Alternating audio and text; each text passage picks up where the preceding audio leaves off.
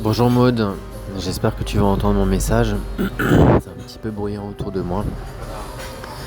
Alors non, tu n'es pas passé à autre chose, parce que si tu étais passé à autre chose, tu n'en parlerais tout simplement pas. Donc ça, c'est la première chose. Ensuite, euh, tu peux travailler sur différents plans en fait. Tout dépend de l'approche que tu veux en fait. La question c'est qu'est-ce que toi tu as envie? Qu'est-ce que tu as vraiment envie? Est-ce que tu as envie de récupérer tes meubles? Est-ce que est-ce que tu as envie de te sentir bien et t'en as rien à faire de les récupérer et du coup ton bien-être c'est la seule chose qui t'importe? Qu'est-ce que tu souhaites? Ça c'est la première question. Ensuite, si effectivement et là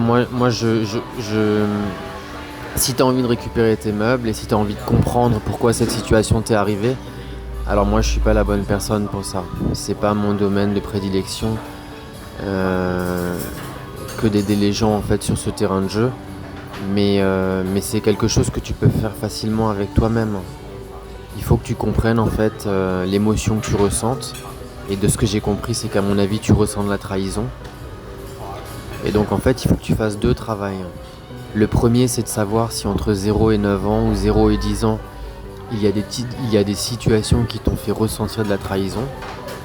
Si la réponse est oui, alors il se peut que ces situations-là soient le tremblement de terre d'origine et que du coup ce vol de meubles soit en fait une réplique de ce petit tremblement que tu as vécu dans ton enfance.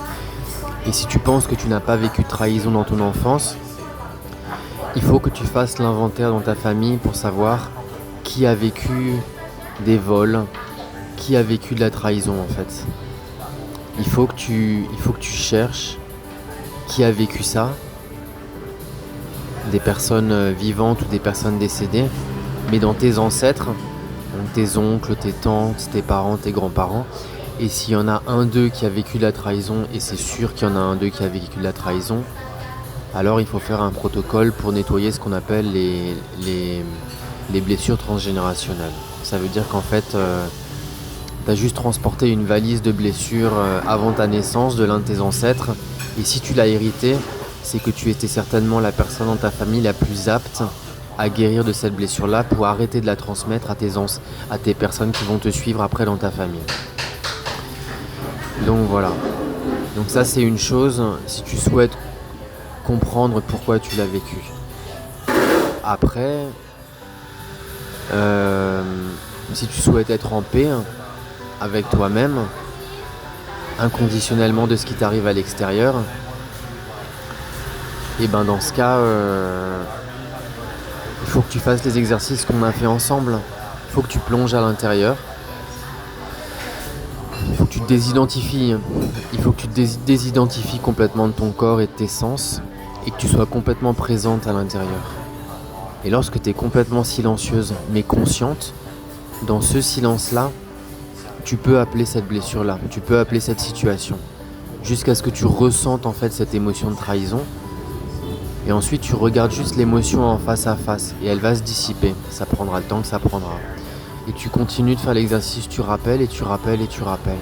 Et tu verras qu'à un moment donné, l'émotion se sera complètement dissipée.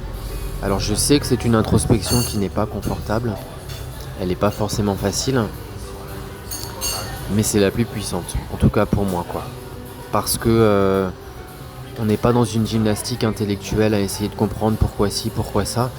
On est juste sur une autoroute qui vise en fait à se calibrer avec notre bien-être qui est naturel en fait. Voilà. J'espère que ça va t'aider et j'espère surtout que tu m'as bien entendu. Parce que je dois avouer que mon environnement est un petit peu bruyant.